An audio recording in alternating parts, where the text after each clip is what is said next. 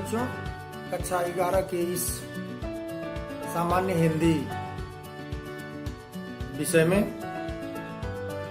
आपका स्वागत है। हमें उम्मीद है कि आप अब तक प्रस्तुत किए गए हिंदी साहित्य के इतिहास का समुचित रूप से आपने अध्ययन किया होगा। हिंदी साहित्य के इतिहास को 4 भागों में बांटा गया है, जैसा कि आप पढ़ चुके हैं। आदिकाल, जिसे वीरगाथा काल भी कहते हैं, सामंत काल भी कहते हैं, चारण काल भी कहते हैं। ये सभी काल का अलग अलग नामकरण के पीछे अनेक बातें हैं, अनेक ऐतिहासिक घटनाएं हैं, जिसे आपने पढ़ा होगा। दूसरा है आपका भक्ति काल, जिसे हम स्वर्ण काल भी कहते हैं। इस काल में सर्वाधिक भक्ति विषयक रचनाएं हुई, जिसका हिंदी साहित्य से अपने लिए सुनहरा काल, स्वर्ण काल कहता है। तीसरा आपका रीतिकाल है, जिसे हम श्रृंगार काल भी कहते हैं। श्रृंगारिक रचनाएं बिहारी जैसे महान कवियों द्वारा की गई, इसलिए हम इसे श्रृंगार काल भी कहते हैं। उसके बाद आखिरी आता है आधुनिक काल। आधुनिक काल कई भागों में विभाजित है। जब भी आधुनिक काल का हम नाम लेते हैं तो वहीं से गद्य काल की शुरुआत होती है, जिसका श्रेय भारतेंदु जी को जाता है। तो जब गद्य की बात आ जाए तो भारतेंदु का बिना नाम लिए इसका शुभारंभ नहीं हो सकता। तो मेरे प्यारे बच्चों, कक्षा 11 के पाठ्य पुस्तक में जो पहला पाठ है वह भारत वर्षोन्नति कैसे हो सकती है नामक शीर्षक से है, जिसके लेखक भारतेंदु जी हैं। और भारतेंदु जी ने जो साहित्य साधना की, वो अपने जीवन के बहुत कम समयों में हिंदी साहित्य के लिए कीर्तिमान स्थापित कर दिया। एक नया आयाम प्रस्तुत किया, एक ऐसा आयाम कि हिंदी साहित्य गद्य के क्षेत्र में अपना झंडा गाड़ दिया। मेरे प्यारे बच्चों, भारतेंदु हरिश्चंद्र जी का जन्म पर प्रकाश डालने के पहले मैं इस आधुनिक काल के विभाजन की ओर लेकर चल रहे हैं, जिसे भारतेंदु काल कहा गया। फिर दूसरा काल इसमें आ गया द्विवेदी युग, द्विवेदी काल, और इसी तरह से आगे बढ़ते हुए हमारा काल बढ़ता गया। आज हम यहाँ इस सदी में, इस समय पर, इस जगह पर खड़े हैं। इस प्रकार हमारा हिंदी साहित्य काफी समृद्ध हो गया। बहुत कम समय के कारण, समय अपलोडिंग को लेकर वीडियो के, हम बहुत जल्दी में अपनी बात कहेंगे और आप इसे समुचित रूप से एकाग्र होकर के सुनेंगे, बहुत सफलता मिलेगी और बहुत आसानी से समझ में आ जाएगा। तो भारत वर्षोन्नति कैसे हो सकती है नामक पाठ को लेखक भारतेंदु हरिश्चंद्र जी के विषय में हम संक्षिप्त जानकारी देते हुए सीधे आपको पाठ पर लेकर चलेंगे। तो मेरे प्यारे बच्चों, भारतेंदु हरिश्चंद्र जी का जन्म आपके काशी में 1858 ईस्वी में हुआ था। इनके पिता गोपाल चंद गिरधर दास जी थे। ये बहुत अच्छे परिवार से आते हैं और इन्होंने साहित्य साधना में जो रुचि की शुरुआत की, वह इनके 5 वर्ष के अवस्था में ही जब थे तभी से झलकने लगा था।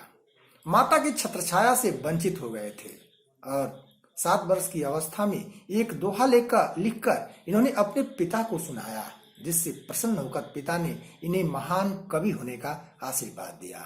10 वर्ष की अवस्था में ही इनके पिता सदैव के लिए इस संसार से विदा हो गए। इन्होंने घर पर ही रहकर मराठी, बांग्ला, संस्कृत तथा हिंदी आदि भाषाओं का समुचित ज्ञान प्राप्त किया, स्वाध्याय के माध्यम से। ऐसे ही इनका जीवन चलता रहा। बाद में यह जो है अपनी साहित्यिक साधना को आगे बढ़ाते हुए एक युग प्रवर्तक साहित्यकार बने। इन्होंने अपने ज्ञान की बदौलत कवि वचन सुधा और हरिश्चंद्र मैगजीन नामक पत्र पत्रिका का संपादन भी किया और इसी के माध्यम से इन्होंने साहित्य साधना को बल प्रदान किया, अपनी साहित्य साधना को। तो मेरे प्यारे बच्चों, इस प्रकार कवि वचन सुधा और हरिश्चंद्र मैगजीन इनकी हिंदी साहित्य की साधना में बहुत योगदान करती है। इनका देहावसान हो गया 1885 ईस्वी में।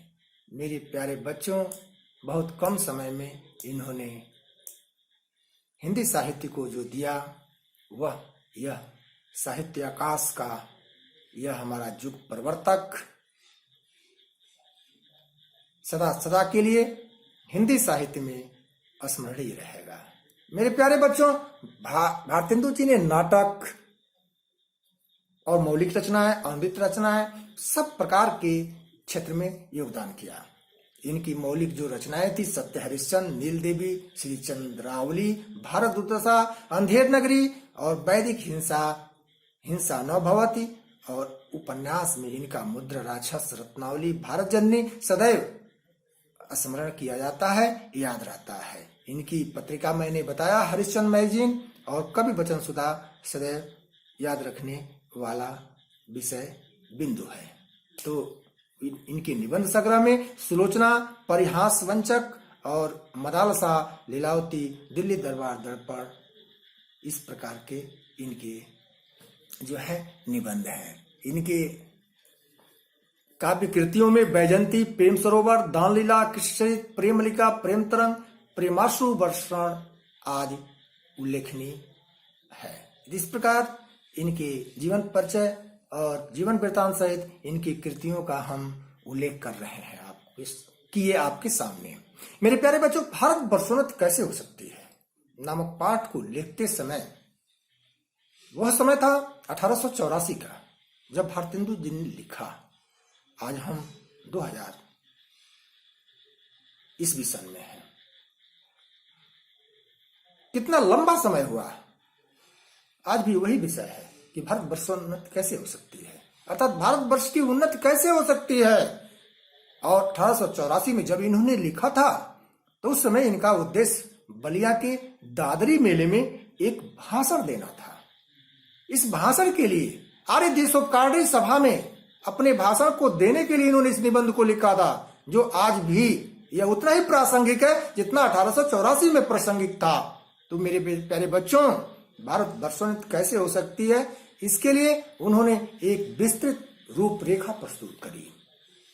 उसको हम आपको अगले अंक में, अर्थात इस वीडियो के द्वितीय अंक में बताने जा रहे हैं। यहाँ तक हम आपके पाठ को ओपन कर दिए हैं, इसलिए मेरी शुभकामनाएं।